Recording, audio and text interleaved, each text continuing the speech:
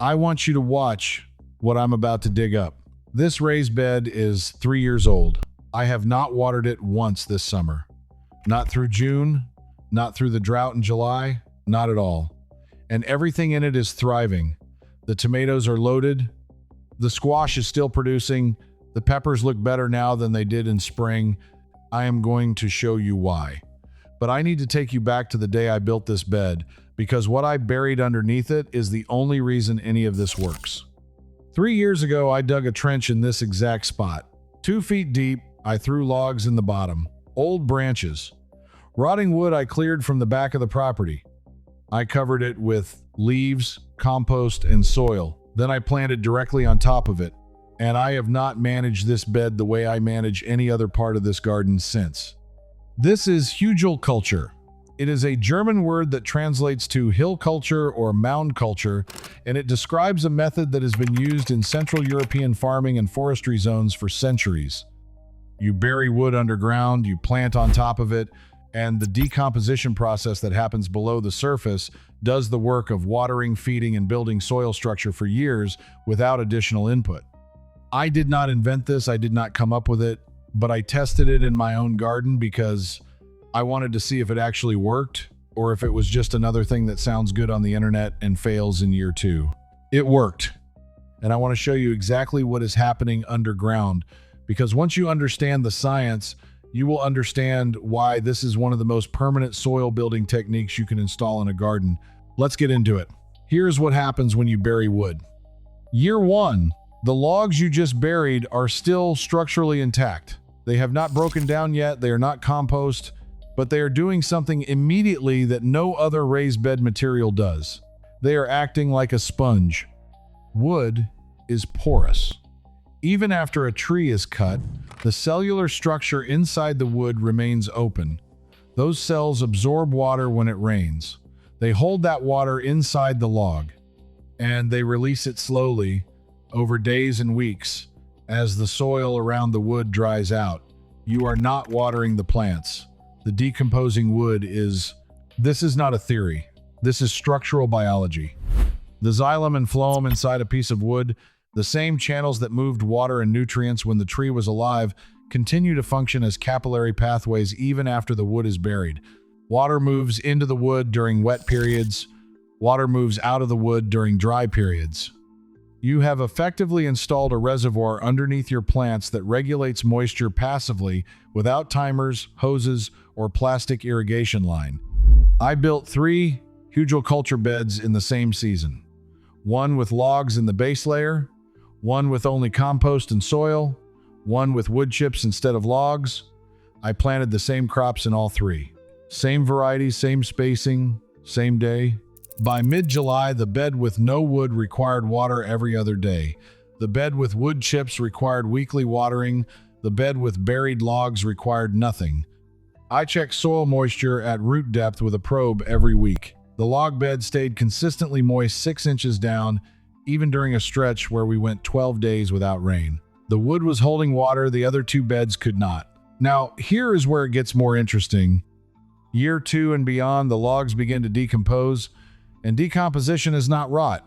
Decomposition is a biological process driven by fungi, bacteria, and invertebrates that break down complex carbon molecules and release nutrients in forms that plants can use. The fungi that colonize buried wood are primarily saprophytic species.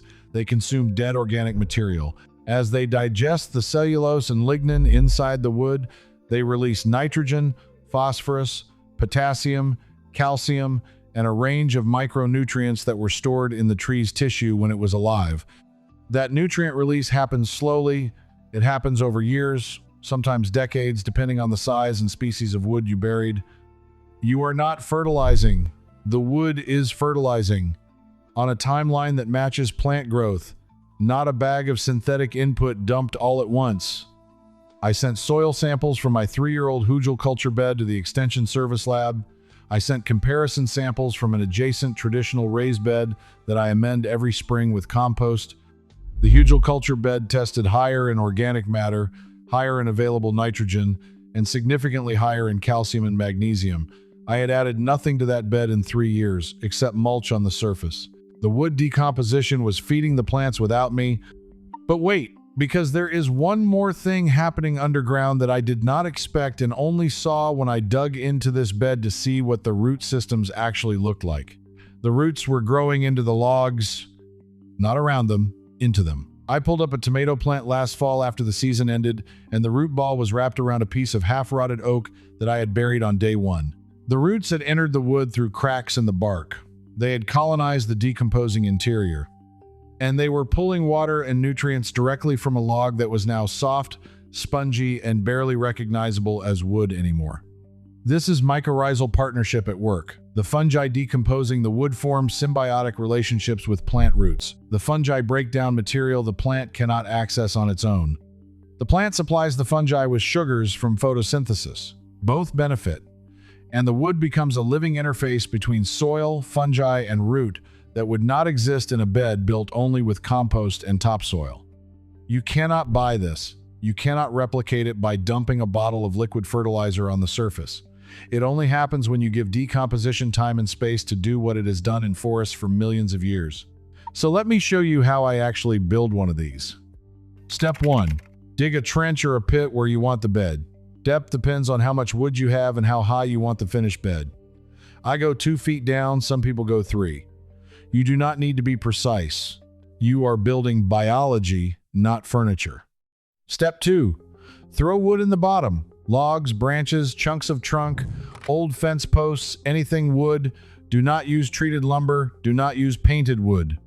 Do not use plywood or particle board. Use actual tree material. The bigger the pieces, the longer they last. A 6-inch diameter log will feed your bed for 10 years. A 2-inch branch will break down in 3. I use what I have. I do not buy wood for this. I use what I clear from my property, what falls in storms, what neighbors leave by the curb. If the wood is already rotting, even better. It will start releasing nutrients sooner. Step 3. Fill the gaps. Pack leaves, grass clippings, straw, or compost into the spaces between the logs. You are creating contact. You are introducing the microbial life that will begin the decomposition process. You are making sure the wood is not sitting in air pockets where nothing can start breaking it down. Step 4. Add soil. I go at least 12 inches of good soil on top of the wood layer. You need enough depth for roots to establish before they reach the logs. Transplants go in the soil. The wood feeds them later. Step 5. Plant. Right away. Do not wait. The bed is ready the day you finish building it. One warning, and this is the part that causes confusion if you do not know it ahead of time. In year 1, you may see temporary nitrogen tie-up. When fresh wood starts decomposing, the microbes doing that work consume available nitrogen from the surrounding soil as part of their metabolic process. If you buried very fresh wood right after it was cut, and you did not add a nitrogen source on top, your plants may show yellowing or slow growth in the first season. The solution is simple. Add compost, aged manure, or an organic nitrogen source to the top layer of soil when you plant. The microbes will pull from that instead of stealing from your plants. By year 2, the nitrogen balance reverses and the decomposing wood becomes a net contributor. This is temporary, and it is only an issue if you bury green wood with no nitrogen amendment on top. I have built 7 Hugelkultur beds. I have not experienced nitrogen tie-up in any of them, because I add compost to the planting layer every time. It is not complicated, you just need to know it is possible. So here is what you get.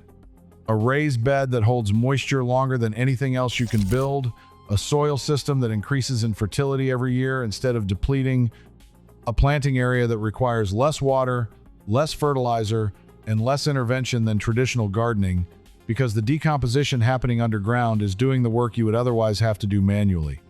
This is not magic. This is decomposition science applied in a way that benefits you instead of happening randomly in the woods where you are not growing food. I am not saying this replaces every raised bed. I am not saying you dig up your whole garden. I am saying if you have wood, if you have space, and if you want to build a growing system that gets better with age instead of wearing out, this is worth testing in one bed. The best garden decision I made in the last 5 years was burying wood before I planted. Drop a comment below. Tell me if you have tried Hugelkultur, what wood you used, and what state you are gardening in. Because there are gardeners in your exact climate reading this comment section, and your experience will help them more than anything I can say. If you want more techniques like this, methods that work with decomposition and soil biology instead of fighting them, subscribe. This is what gets covered here. I will see you in the next one.